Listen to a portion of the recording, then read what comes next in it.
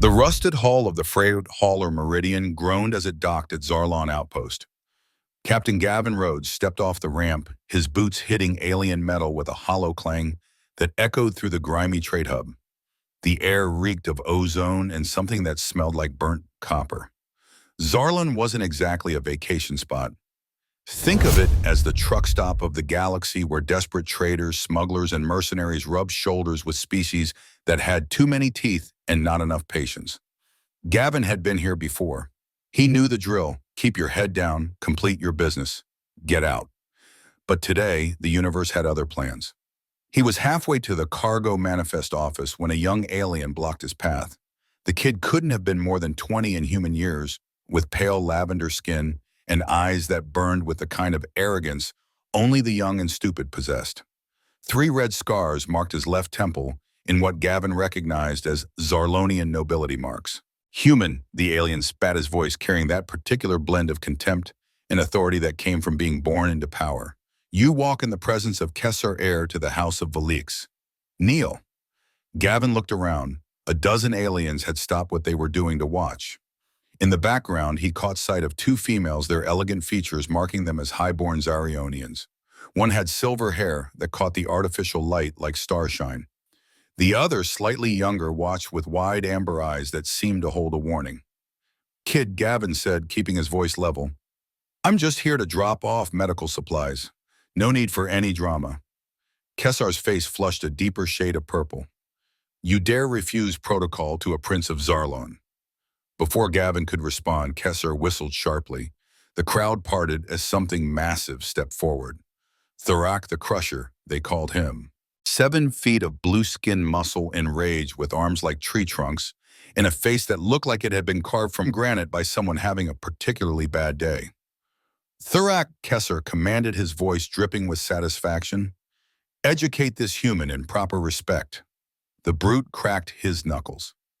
Each pop sounded like a gunshot in the suddenly silent docking bay. Gavin sighed. He really should have stayed in bed this morning. Thorak lunged with surprising speed for something his size. Gavin barely rolled aside as a fist the size of a melon cratered the metal floor where his head had been. The alien roared and swung again, this time catching Gavin across the ribs and sending him sliding across the deck. Pain exploded through his chest, but Gavin had been in worse scrapes. He came up in a crouch, pulling the plasma cutter from his tool belt. It wasn't much, but it was what he had. Last chance, big guy, Gavin warned.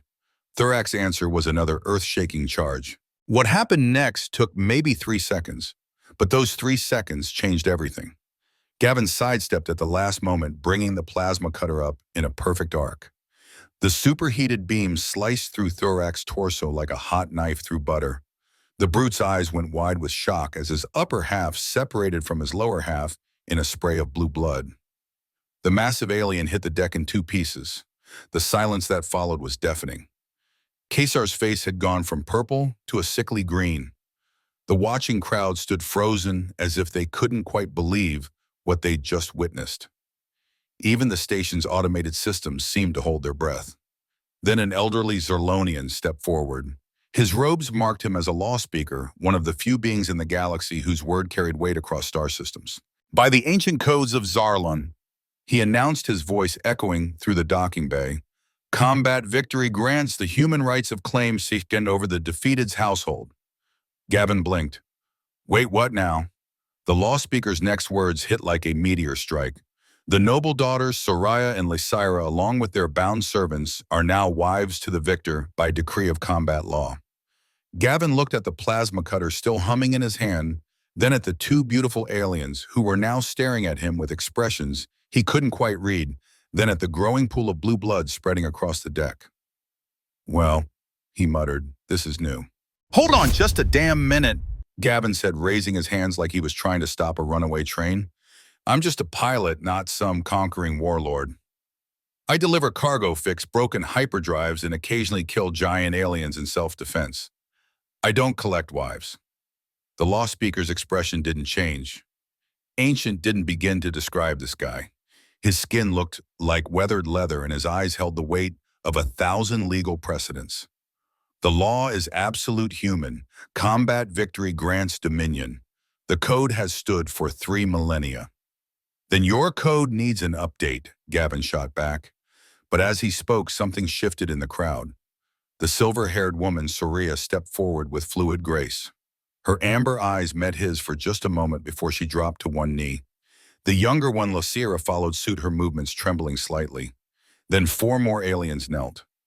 Servants, Gavin realized, their simple clothing marking their station. All female, all looking at him with expressions that mixed fear, resignation, and something else he couldn't quite identify. Hope, maybe, please, Soria said, her voice barely above a whisper, but carrying clearly in the silent bay. We accept the law's judgment. Kesar's face twisted with rage. Sister, you would debase yourself before this human filth. The way he said it, the venom in his voice, made something click in Gavin's mind. This wasn't just about ancient laws. This was about power, about what would happen to these women if he walked away. Gavin looked at Kesser's face, then at the kneeling women, then at the law speaker who waited with the patience of granite. Fine, he said finally, but we're doing this my way. Nobody's property here. We're talking partnership, not ownership. The relief in Soraya's eyes was unmistakable. 20 minutes later, they were walking through the twisting corridors of Zarlon Outpost toward the ship berths. Gavin led the way, still trying to wrap his head around his new reality. Behind him, Soria and Lysira walked side by side, whispering in their native tongue. The four servants, Isara, Tara, Nissa, and Kira, followed at a respectful distance. So, Gavin said over his shoulder, anyone want to explain what just happened back there? Because I'm pretty sure I missed the fine print. Soria quickened her pace to walk beside him. Up close, she was even more striking. Her silver hair seemed to shimmer with its own light, and her amber eyes held an intelligence that made Gavin feel like she was reading his thoughts. Kesser has been trying to arrange marriages for Lysira and myself, she explained. Political alliances that would benefit only him. When you defeated Thurak, you inadvertently freed us from those obligations. By making you my wives instead, Gavin pointed out, by giving us a choice. Lysira added, her voice softer than her sister's, but no less determined. Zarlonian law may bind us to you, but humans, we are told, value consent above command. Gavin was about to respond when they rounded the corner to his ship berth. The Meridian sat in its docking cradle, looking exactly like what it was, a 30-year-old cargo hauler held together by prayers and spare parts. It was also venting coolant in a steady stream from its starboard engine housing. "Oh, hell," Gavin muttered, breaking into a run. He dropped to his knees beside the engine housing, running his hands over the damaged components. This wasn't wear and tear. Someone had taken a plasma torch to his coolant lines. Isara, one of the servants, crouched beside him. She had been quiet during the walk, but now her dark eyes blazed with anger. This is Kesser's work. He cannot challenge the law directly, so he traps you here. Tara nodded grimly. The parts you need will take 3 days to acquire on Zarlon. Maybe 4. Gavin sat back on his heels, looking at the sabotaged engine, then at the 6 women who were now apparently his responsibility. Well, he said, looks like we're going to be getting to know each other real time. From somewhere in the shadows of the docking bay, he could swear he heard laughter. Young, arrogant laughter that promised this was just the beginning. The Galactic Haven Inn wasn't much to look at from the outside. Tucked between a scrap dealer and what Gavin was pretty sure was an alien brothel, it looked like the kind of place where people came to disappear, which, given their current situation, was exactly what they needed. The proprietor was a mountain of a man with cybernetic arms and scars that told stories Gavin probably didn't want to hear. His nameplate read Morlin, and when he smiled, it was with the kind of warmth that only came from seeing too much war. Captain Rhodes, Morlin rumbled, his voice like gravel in a cement mixer. Haven't seen you since that business on Kepler Station. Morlin, Gavin nodded. I need rooms, 6 of them, and privacy. The ex-soldier's eyes took in the group behind Gavin, lingering on the noble bearing of Soria and Lysira, the nervous energy of the servants. His scarred face split into a knowing grin. Ah, the old Zarlonian combat law got you, Don't worry, friend. We've got the deluxe honeymoon suite, soundproof walls, private baths, and I'll make sure nobody comes looking for you. 3 hours later, Gavin found himself standing in a room that was bigger than his entire ship's cabin. Steam rose from a circular pool carved from what looked like black marble, while exotic plants created a tropical atmosphere that felt surreal after the industrial grimness of the outdoors. This is necessary, Surya said, her voice steady but her cheeks flushed with something that might have been embarrassment. The bonding ritual must be completed within one cycle, or the law's protection fails. Gavin looked at the steaming water and then at the 6 women who were now his wives, according to alien law. Look, I appreciate the tradition and all, but I'm not exactly comfortable with— It's not what you think, Lysira interrupted, stepping forward. There was something different about her now, a confidence that hadn't been there before. The ritual is about trust, not conquest, about choosing to accept the bond rather than simply being bound by it. Isara nodded from where she stood with the other servants. In the old days, warriors who claimed wives through combat often found knives in their backs. The ritual ensures genuine acceptance. Or it weeds out the ones who aren't willing to commit, Tara added with a slight smile. 20 minutes later, Gavin sat in the warm water feeling more relaxed than he had since landing on this crazy station. The ritual, it turned out, was less intimate than he'd feared and more meaningful than he'd expected. Soria knelt beside the pool's edge, her silver hair catching the soft light as she poured scented oil into her palms. This oil is from the heartwood trees of our home world. It represents new beginnings. She began working the oil into his shoulders, her touch gentle but sure. There was something almost meditative about it, a sense of ceremony that felt ancient and important. Then Lysira took her place on his other side. The moment her hands touched his skin, something electric shot through the water. Gavin's breath caught, and he saw Lysira's amber eyes widen in surprise. Whatever had just happened, she'd felt it too. That's unusual, Surya murmured, but there was something like satisfaction in her voice. What's unusual? Gavin managed to ask. Lysira's hands had stilled on his back, but he could feel the warmth radiating from her touch. The oils react to compatible life forces. Usually it takes days or weeks for the response to develop. But yours responded immediately. Surya continued now, working oil into his other shoulder with what felt like increased purpose. It means the bond isn't just legal, it's genuine. Gavin turned to look at Lysira and found her staring at him with an expression of wonder and something deeper. In the steamy air of the ritual chamber, with her dark hair curling around her face and her amber eyes reflecting the soft light, she was breathtaking. I didn't expect this, she whispered. Makes 2 of us, Gavin replied. The ritual continued with each of the servants taking their turn, but Gavin found his attention kept drifting back to Lysira. There was something about her, something that went beyond the physical attraction. When she laughed at something, Tara said it was like music. When she helped Nysa with the ceremonial words, her patience was infinite. As the ceremony concluded and they prepared to leave the ritual chamber, Surya caught his arm. A word of advice, Captain, she said quietly. My sister has spent her life in the shadow of others. She's never had someone see her for who she truly is. Be careful with what you've awakened. Gavin looked across the room where Lysira was laughing with Akira about something, her whole face lit up with joy. Maybe it's not about being careful, he said. Maybe it's about being worthy. Surya's smile was small but genuine. That Captain Rhodes is exactly what I hoped you'd say. As they prepared to settle in for the night, Gavin couldn't shake the feeling that the ritual had changed more than just their legal status. Something fundamental had shifted, not just between him and his unexpected wives, but within himself. And somewhere in the back of his mind, a little voice whispered that Kesar wasn't going to like these new developments one bit. The next morning, Gavin woke to find Surya sitting by the window staring out at the twisted spires of Zarlon Outpost. Something was different about her. The composed mask she'd worn since yesterday had cracked, revealing something that looked dangerously close to fear. Couldn't sleep, he asked, pulling on his jacket. She turned, and in the pale morning light filtering through the station's artificial atmosphere, he saw she was holding something. A crystalline object about the size of his fist, deep red like frozen blood, with geometric patterns that seemed to shift when he wasn't looking directly at them. There's something I need to tell you, she said. Something that changes everything. The way she said it made Gavin's stomach drop.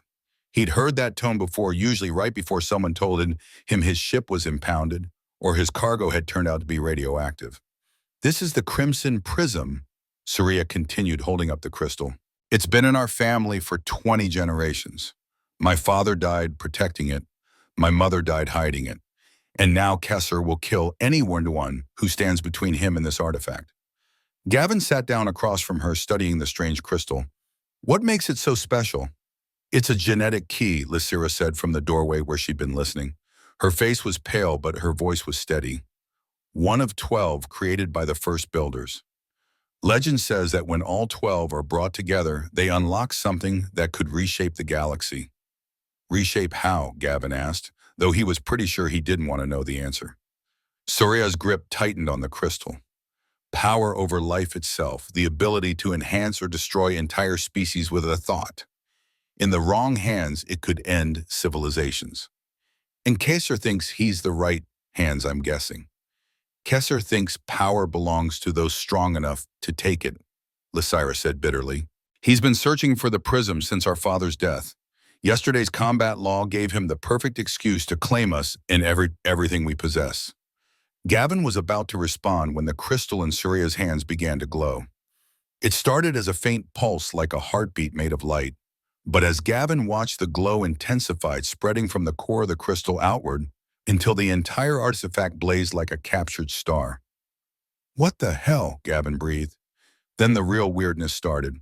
Soria gasped, her amber eyes suddenly blazing with the same red light as the crystal. Lysira stumbled backward, her hand pressed to her chest as if something was pulling at her from the inside. From the next room, Gavin could hear the servants crying out in what sounded like a mixture of pain and ecstasy. "It's reacting to you," Soria whispered, her voice hollow with amazement.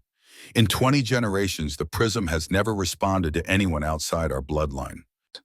The crystal pulsed again, and this time Gavin felt it.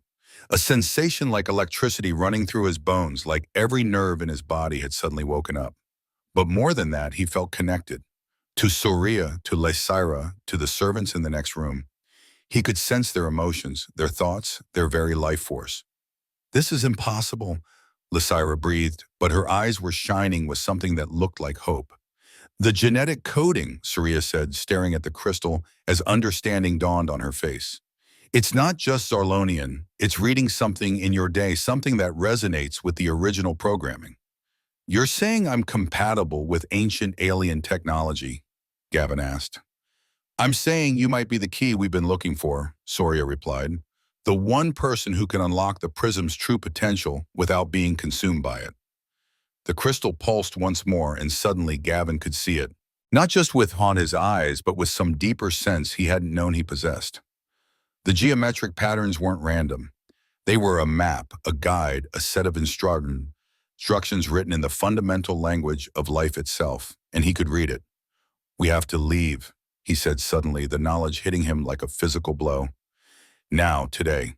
If Kesser realizes what's just happened, if he understands what this means, he'll kill everyone on this station to get to us," Lysira finished.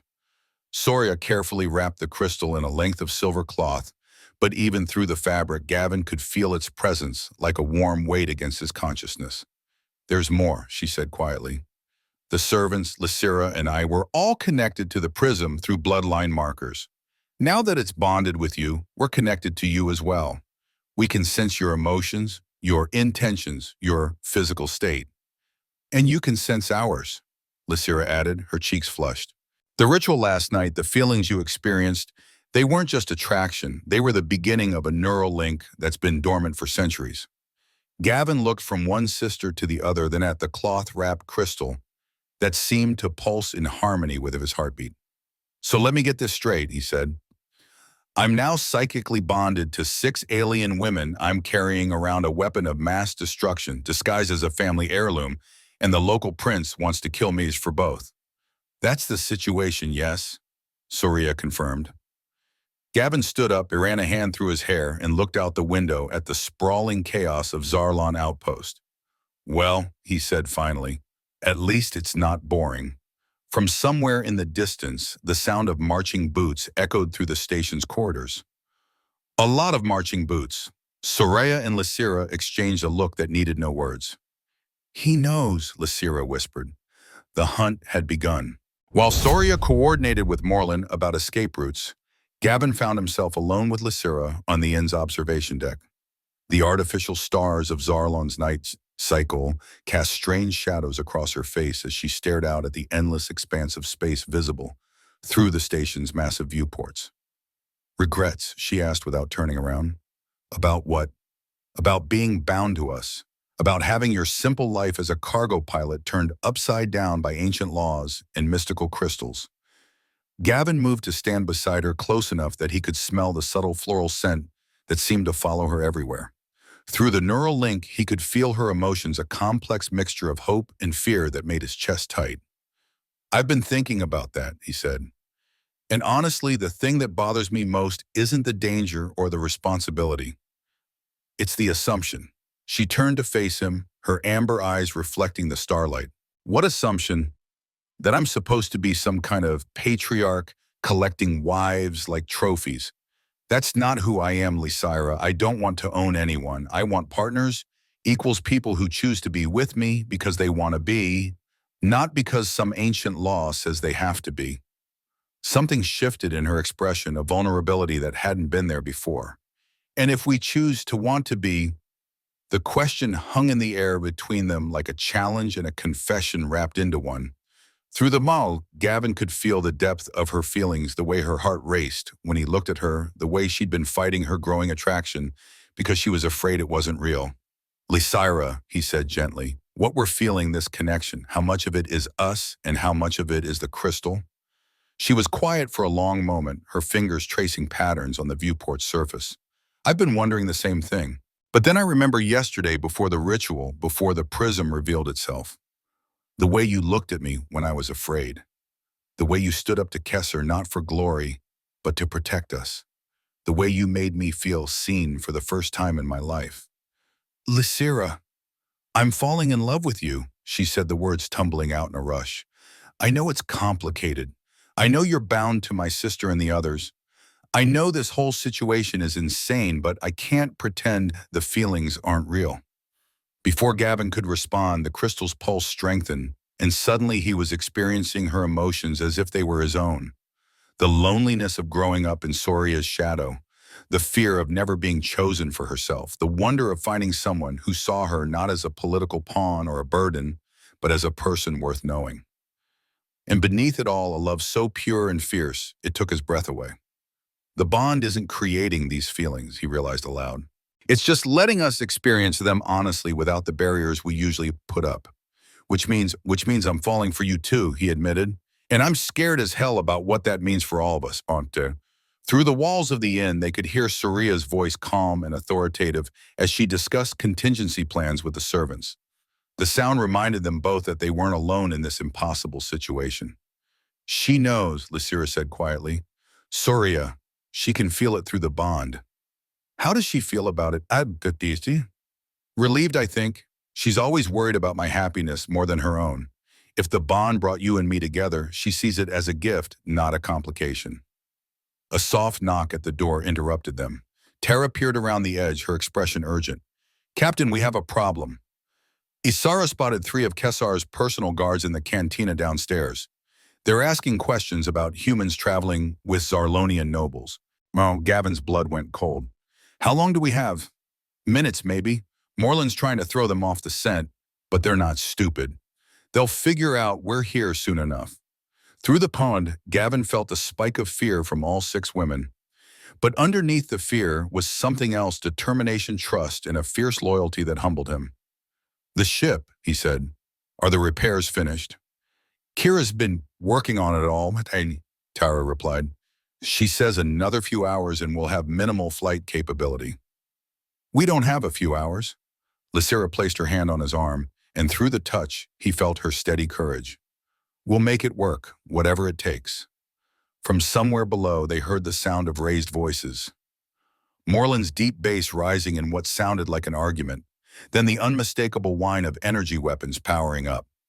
"They're not asking questions anymore," Gavin said grimly. "They're taking hostages." The crystal in Soraya's possession pulsed stronger, and suddenly all 7 of them were connected in a web of shared awareness. He could feel Soria's tactical mind assessing escape routes, Isara's knowledge of the station's layout, Nisa's surprising expertise with security systems, Kira's confidence in her mechanical abilities. And through it all, Lysira's unwavering faith in him. "There's a maintenance shaft that leads directly to the docking bays," Soria said, appearing in the doorway with the others behind her. "But we'll have to move now, and we'll have to move fast." "What about Moreland?" Gavin asked. He's buying us time, Soria replied. He says to tell you that Kepler Station was worth a few bruises. Another pulse from the crystal, and Gavin found himself thinking with perfect clarity. The maintenance shaft would get them to the ship, but Kessar's people would be watching the docking bays. They'd need a distraction, something big enough to draw attention away from their escape. He looked at the women who were now bound to him by law, by ancient technology, and by something deeper than either. In their faces, he saw trust, determination, and love in its purest form. Ladies, he said, I hope you're ready for the adventure of a lifetime. The sound of boots on the stairs below grew louder. Whatever they were going to do, they had to do it now. The real test was about to begin. The maintenance shaft was a nightmare of narrow passages and corroded metal that looked like it hadn't been cleaned since the station was built. Gavin crawled through the claustrophobic tunnel, the muffled sounds of shouting and weapons fire echoing from the levels above. Behind him, he could hear the others following, their breathing harsh in the recycled air. When they finally emerged into a storage bay 3 levels down from the inn, Moreland was waiting for them. The big man's cybernetic arms were sparking, and there was a cut above his left eye that was bleeding freely. How bad? Gavin asked. Couple of bruises, nothing more, Moreland replied, but his smile was grim. Kessar's boys are persistent, though. They'll have the whole sector locked down within the hour. Please tell me you have good news. Moreland led them deeper into the storage bay, past crates of exotic cargo and machinery that hummed with barely contained energy. In the far corner, hidden behind a stack of shipping containers, sat a small shuttle that looked like it had seen better decades. Emergency transport, Moreland explained. Not much to look at, but she's fast, and equipped and her transponder's clean. Problem is, she only seats 3. The words hit the group like a physical blow. Gavin felt the immediate surge of panic through the bond, followed by a desperate calculation from each of the women as they tried to figure out who would have to stay behind. I'll remain, Soria said immediately. I can buy you time, create a distraction. Absolutely not, Lysira shot back. You're carrying the prism. If Kessar gets his hands on you, then you take it, Soria replied, but her voice carried a tremor that betrayed her fear. The artifact won't respond to me the way it responds to Gavin, Lysira countered. We've established that. You're the bloodline keeper. You have to survive. Gavin watched the sisters argue, feeling their emotions crash against each other through the bond. Love, fear, sacrifice, desperation. Each was willing to buy for the other, and neither was willing to accept that sacrifice. There has to be another way, he said. There isn't, Moreland replied bluntly. I've got maybe one more hiding place on this station, and Kessar's people will find it eventually. Someone has to stay and hold them off. Then I'll stay, Gavin said. No. The word came from all 6 women simultaneously, their voices harmonizing in a way that made the hair on the back of his neck stand up. The crystal chooses you, Soria explained. Without you, the prism is just a very expensive paperweight. You have to survive. We all have to survive, Gavin insisted. Tara stepped forward, her dark eyes resolute. Captain Asara and I can stay. We know this station better than anyone. We can hide, create diversions, make them think we're all still here. I'm not leaving anyone behind, Gavin said firmly. You're not leaving us behind, Asara corrected. We're choosing to stay. There's a difference. The crystal pulsed, and suddenly Gavin was hit with a wave of emotion so intense it nearly drove him to his knees. Through the bond, he felt Lysira's anguish, her desperate need to protect her sister, warring with her growing connection to him. I'll stay, she whispered, tears streaming down her face. Soria, take the shuttle with Nissa and Kira. Get the prism to safety. I'll help the others hold them off, Lysira, no, Soria breathed. It's the only way that makes sense. Lysira continued, but her voice was breaking. You're the eldest? The rightful keeper. She looked at Gavin, and through the bond, he felt the full weight of her self-doubt, her lifetime of feeling like she was second best. I'm expendable. Like hell you are, Gavin said, moving to her side. The moment he touched her, the crystal's pulse intensified, and he felt their connection flare like a star going nova. I can't lose you, he said, the words torn from somewhere deep in his chest. Not now, not when I'm just figuring out what this means. And I can't lose my sister, she replied, her amber eyes blazing with unshed tears. This is bigger than us, Gavin. Bigger than what we feel for each other. What we feel for each other is what makes it worth fighting for, he countered. The sound of boots on metal echoed from the corridor outside. Kesser's people were getting closer. Decide now, Morlin urged, or you'll all be making the choice from inside a detention cell. Lysira looked from Gavin to Saria, then to the servants who had been her companions for years.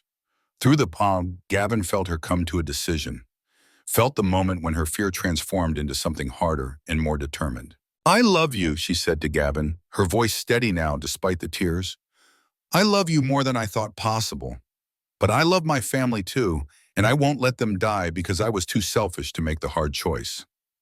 She kissed him, then quick and fierce, pouring all of her emotions into that single moment of contact. Through the bond, he felt her love, her fear, her absolute determination to protect the people she cared about. Get them out of here, she whispered against his lips, and come back for us. Lysira, promise me you'll come back. The boots were getting closer. Morlin was already powering up the shuttle's engines, the whine of the gravitic drive filling the storage bay with urgent sound. I promise, Gavin said, meaning it with every fiber of his being. As Soraya, Nissa, and Kira climbed aboard the shuttle, Gavin felt the bond stretch and strain. Part of him was leaving with them, but another part was staying behind with Lysira, Tara, and Izara. 2 hours, Lysira called out as the shuttle's hatch sealed. Give us 2 hours to get to the ship and get her running. The shuttle lifted off with a roar of engines disappearing into the station's traffic patterns. Gavin watched it go, feeling like his heart was being torn in half. She'll be okay, Tara said softly. Lysira's stronger than she thinks she is. I know, Gavin replied. That's what terrifies me. Through the Chandid, he felt Lysira's determination solidify into something unbreakable. Whatever happened next, she was ready for it. He just hoped he was ready for what that might cost them all. 90 minutes after the shuttle disappeared into Zarlon's traffic lanes, everything went wrong. Gavin was elbow deep in the Meridian's engine housing, cursing at a particularly stubborn coolant coupling, when the crimson prism suddenly blazed to life with an intensity that made his vision white out. The crystal wasn't even in the same room safely secured in Lysira's pack, but the psychic scream that tore through the bond nearly dropped him to his knees. Soraya? Lysira gasped, her face going pale as death. Something's happened to Soria. The crystal's pulse shifted, becoming irregular, desperate. Through the artifact's connection, images began flashing through Gavin's mind. Soria Baido in restraints. A cold stone chamber lit by harsh artificial light, and Kesser standing over her with a smile that promised pain. The shuttle was intercepted. Tara said, her voice hollow as she translated the fragmentary visions. They're being held at Kesser's private fortress in the Noble District. How long do we have? Gavin demanded. Hours, maybe less, Isara replied, her fingers flying over a portable scanner as she tried to trace the crystal signal. The bond is weakening if we don't reach her soon. She didn't need to finish the sentence.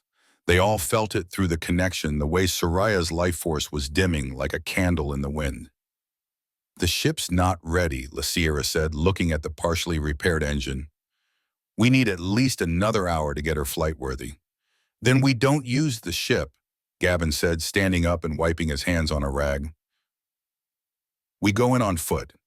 It's suicide, Tara protested. Kesser's fortress is a hardened position with military-grade defenses. 4 of us against an entire garrison. 3 of us, Gavin corrected. Someone needs to stay here and finish the repairs. When we come back, we'll need to leave fast.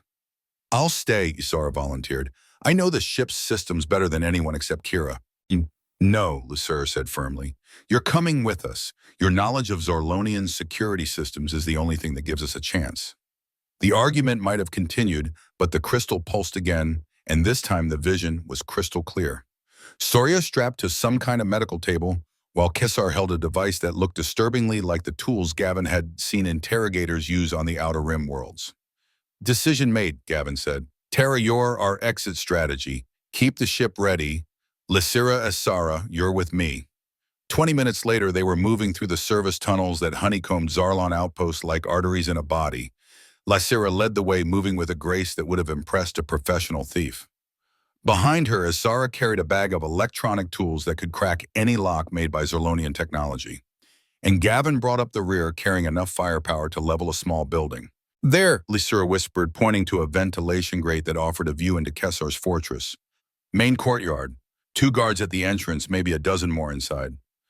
Gavin studied the imposing structure, all black stone and sharp angles that screamed, "Stay away," in every architectural language known to the galaxy. Security systems. Standard pattern, Isara murmured, consulting her scanner. Motion detectors, thermal sensors, pressure plates. Nothing I can't handle if you give me 5 minutes. You've got 3, Gavin said, feeling another pulse from the crystal.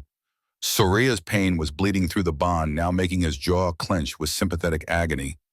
Isara worked with the focused intensity of a surgeon, her tools interfacing with the fortress's security grid through wireless connections that bypassed every safeguard Kesser's people had installed. One by one, the defensive systems went offline. "We're in," she whispered. They moved like shadows through the fortress corridors, Lysira's knowledge of noble house layouts guiding them past guard stations and surveillance points. Twice they had to freeze as patrols passed within inches of their hiding spots. Once a guard actually brushed against Gavin's shoulder, but the man was too focused on his rounds to notice.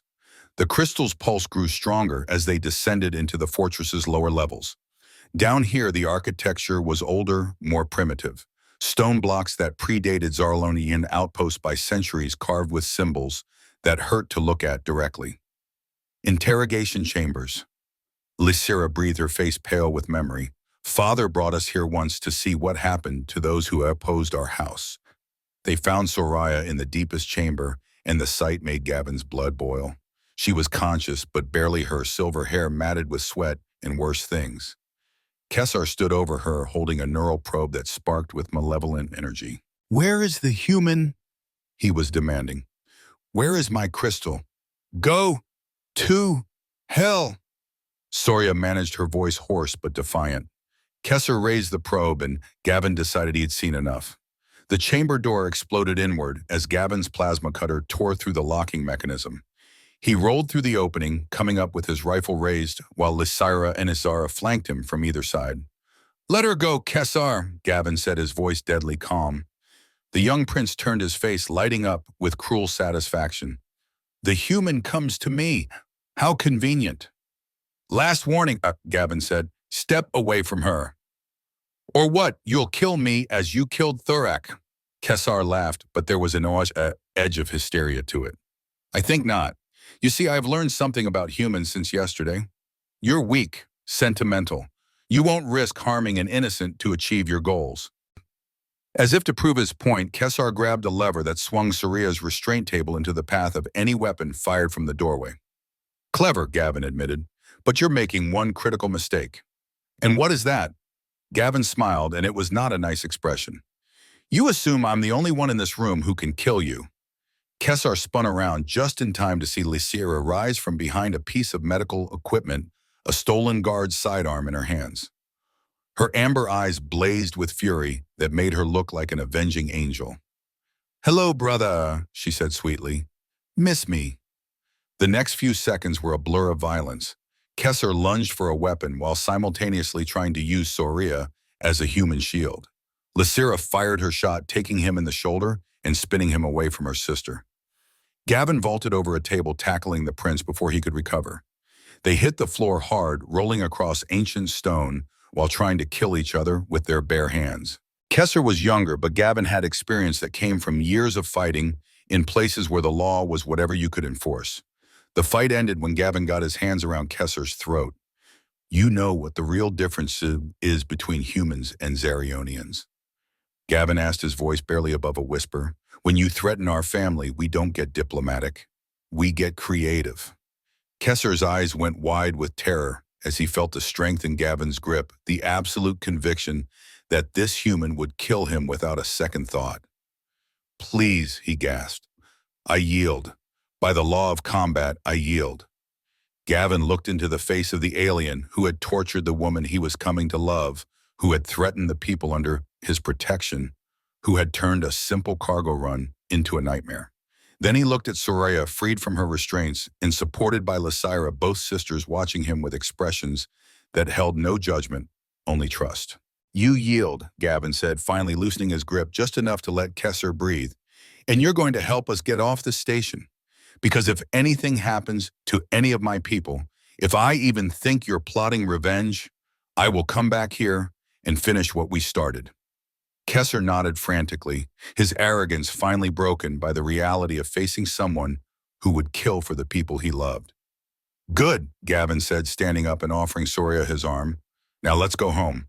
As they helped Soria to her feet, the crimson prism pulsed with renewed strength, and through the bond, Gavin felt something he hadn't expected: pride.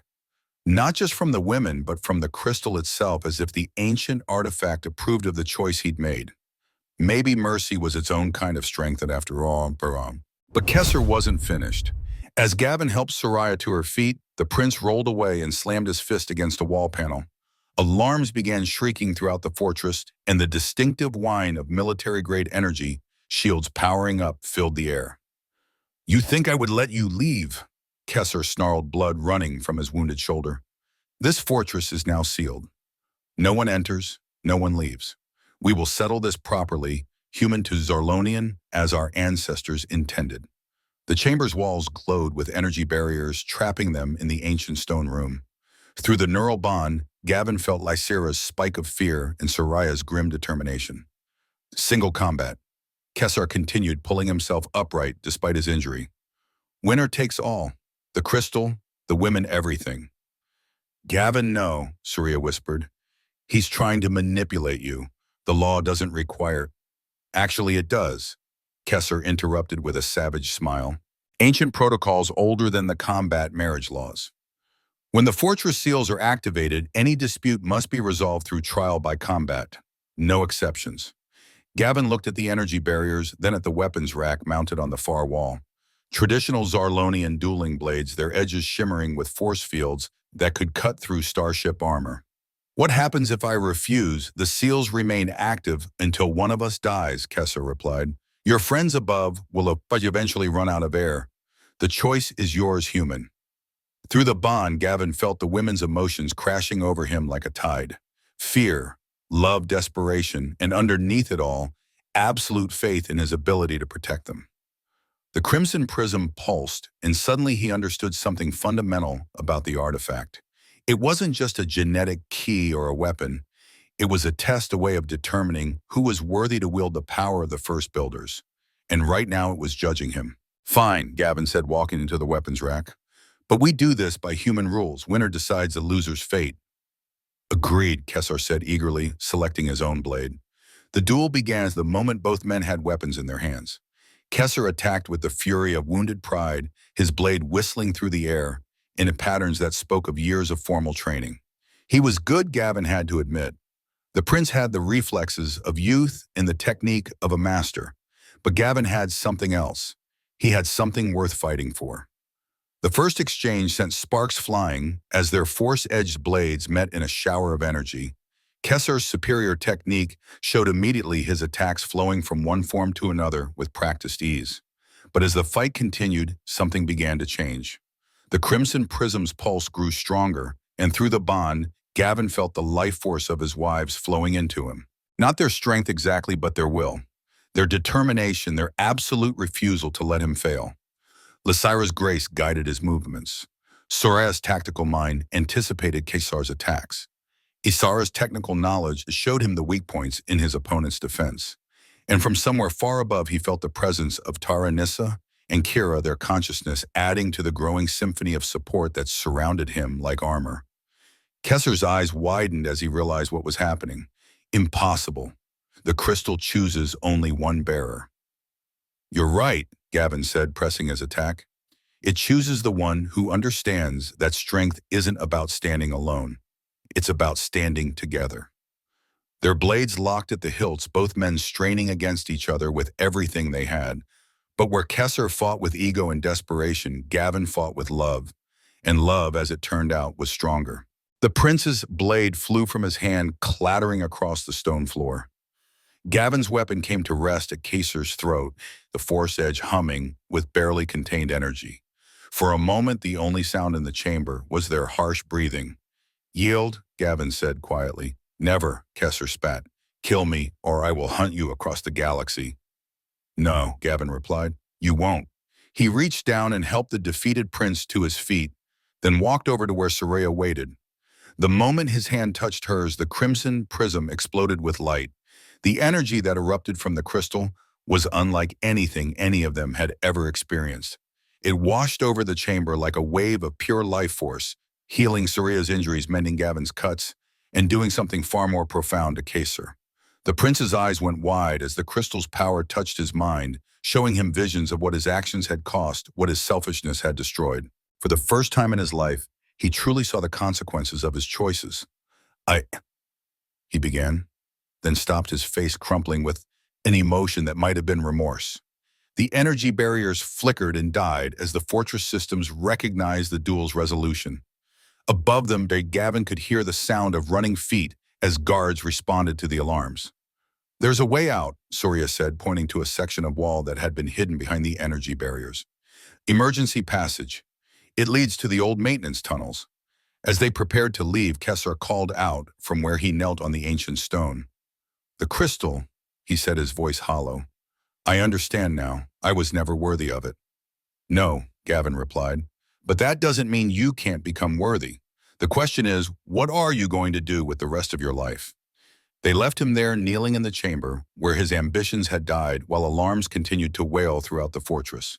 The maintenance tunnels were a maze of narrow passages and corroded pipes, but Suria's knowledge of the fortress layout got them through. When they finally emerged into the docking bay where Terra waited with the repaired Meridian, the first light of Zarlan's artificial dawn was beginning to filter through the station's viewports. "How did it go?" Terra asked as they climbed aboard. "We won," Lysira said simply. But as the ship lifted off and headed for open space, Gavin couldn't shake the feeling that the real test was just beginning. The Crimson Prism had revealed its power, and there were 11 other crystals somewhere in the galaxy. 11 other keys to a power that could reshape the universe. And now, thanks to what had happened in Kessler's fortress, everyone would know they existed. 3 hours out from Zarlan Outpost, with the station's lights fading to pinpricks in the rear viewports, Gavin finally allowed himself to breathe. The Meridian's cargo hold had been converted into a makeshift medical bay, where Soraya rested while Kira monitored her recovery. The neural trauma from Kessler's torture had left her weak, but the Crimson Prism's healing energy was working its way through her system, mending damage that conventional medicine would have taken weeks to heal. "How is she?" Gavin asked, settling into the chair beside Suria's makeshift bed. "Stronger than she wants us to know," Lysira replied from the doorway. "She's been asking for you." Suria's amber eyes opened as he took her hand, and through the bonding, he felt her relief at seeing him safe. But there was something else there too, something new and profound that made his breath catch. "The crystal," she whispered. "When it healed me, it did more than repair the damage." "What do you mean?" Instead of answering, she placed his hand on her abdomen. At first, he felt nothing unusual. Then the prism pulsed, and suddenly he was experiencing something that defied every law of biology he knew. Life. New life growing inside her. But this wasn't just any pregnancy. Through the neural link, he could sense the unique genetic signature of the developing child, a perfect fusion of human and Zarlonian DNA that shouldn't have been possible. How he breathed. The ritual, Soria explained softly, the bonding ceremony created a biological link between us. When the crystal activated during the duel, it completed the process. Gavin stared at her, his mind reeling. "You're carrying my child." "Our child," she corrected, "the first human Zarlonian hybrid in recorded history." Through the bond, he felt the other's awareness of what was happening. Lysira's wonder and joy, the servant's amazement and protective instincts already awakening. And underneath it all, the Crimson Prism's approval, as if this had always been part of some greater plan. "There's more," Nissa said, appearing at the door with a data pad in her hands. "I've been monitoring the crystal's energy signature since we left Zarlan. It's not just healing Surya, it's changing all of us. Changing how our lifespans, for one thing. The crystal's energy is rewriting our cellular structure, making us more compatible with each other. In a few months, our aging processes will be synchronized. We'll all live as long as the longest lived among us." "Which means," Gavin asked, though he was beginning to suspect the answer. "Which means we have centuries together," Lysira said, moving to sit on the bed's other side. long enough to raise our children to see them have children of their own to build something new. The implications were staggering, not just for them, but for both their species. If humans-Orlonian hybrids were possible, if the bonding process could be replicated, it could change the political landscape of the entire galaxy. The Galactic Council is going to have opinions about this, Terra observed, from where she was monitoring the ship's navigation systems. Let them, Gavin said firmly. We're not going to hide what we are or apologize for it, but we're not going to be anyone's political pawns either. Agreed, Surya said, her voice stronger now. This isn't about politics or power, it's about family, about love, about proving that the barriers between species are artificial constructs that can be overcome. As if in response to her words, the crimson prism pulsed, and suddenly they were all connected in a way that went beyond the physical. For a moment, Gavin experienced the universe through 7 different perspectives simultaneously. He felt Surya's protective love for the child growing within her, fierce and absolute. Lysira's gentle joy at the thought of being an aunt mixed with her own deep affection for him. The servant's loyalty no longer born of duty, but of genuine family bonds. And through it all, the crystal's ancient wisdom, guiding them toward a future none of them could fully imagine. We're going to need a bigger ship, he said finally, and the laughter that followed was shared by all of them through the bond. 2 days later, they docked at Haven Station, a neutral trading post in the Kepler Nebula. It was the kind of place where questions weren't asked and credits talked louder than politics, which made it perfect for their needs. Gavin stood on the observation deck watching the nebula's swirling colors paint the station's hull in shades of gold and purple. Behind him, he could hear his wives because that's what they were now planning their future with, the kind of practical efficiency that made him fall in love with them all over again. Second thoughts, Lysira asked, joining him at the viewport.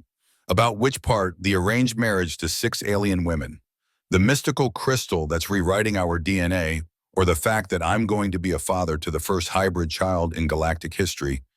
Any of it, all of it. Gavin considered the question seriously. 3 days ago, he'd been a simple cargo pilot with a ship that barely held together and a life that was predictable, if not particularly exciting. Now he was bound to 6 remarkable women carrying an artifact that could reshape the galaxy and facing a future that was anything but certain. No, he said finally. No second thoughts. This is what I was meant for. I just didn't know it until now. Lysira smiled and took his hand, her fingers intertwining with his. Through the bond, he felt her complete contentment, her certainty that they were exactly where they belonged. What happens now? She asked. Now we figure out how to be a family, Gavin replied. We find a place to call home. We prepare for the baby. We learn to use the crystal's power responsibly. And we stay together, Surya added, approaching from behind with the other women following. Whatever challenges come, we face them as one. Always, Gavin agreed. As they stood there united in purpose and love, the crimson prism pulsed one final time. But this pulse was different from the others. Deeper, more resonant, as if it was reaching across vast distances to touch something else. For just a moment, Gavin felt it. Another presence, ancient and patient and unimaginably powerful. Something that had been waiting for the crystals to awaken, for the genetic keys to be activated. Something that was now aware of their existence. The feeling passed as quickly as it had come, leaving only the warm glow of the family bond and the gentle hum of the station's life support systems. Did you feel that? Surya asked quietly. Yeah, Gavin replied. I think we just announced ourselves to the universe. Good, Lysira said firmly. Let them know we're here. Let them know that love is stronger than fear, that unity is stronger than division. Let them know, Terra added with a smile that was equal parts warm and dangerous, that if they threaten our family, they'll have to deal with it, all of us. As the Kepler Nebula swirled around Haven Station, painting the darkness with impossible colors, the newest family in the galaxy began to plan their future. They had challenges ahead, obstacles to overcome, and mysteries to unravel. But they had something else too. They had each other. And in a universe that often seemed cold and hostile, that made all the difference. The crimson prism pulsed softly in its protective case, its heartbeat synchronized with the 7 souls it had bound together. And somewhere in the vast darkness beyond the nebula, ancient forces stirred in response to its call. The real adventure was just beginning. And that's where we leave Captain Gavin Rhodes and his extraordinary family bound together by love loyalty in an ancient power that's about to change the galaxy forever. But something tells me this is just the beginning of their story. What did you think of Gavin's journey from simple cargo pilot to keeper of the Crimson Prism? And what about that mysterious presence that awakened at the end? Let me know in the comments below. If you enjoyed this tale of humanity's strength through unity and love, make sure to hit that subscribe button and ring the notification bell. We've got more incredible HFY stories coming your way, each one exploring what makes humanity truly special in this vast, dangerous universe. Thanks for listening, and I'll see you in the next story.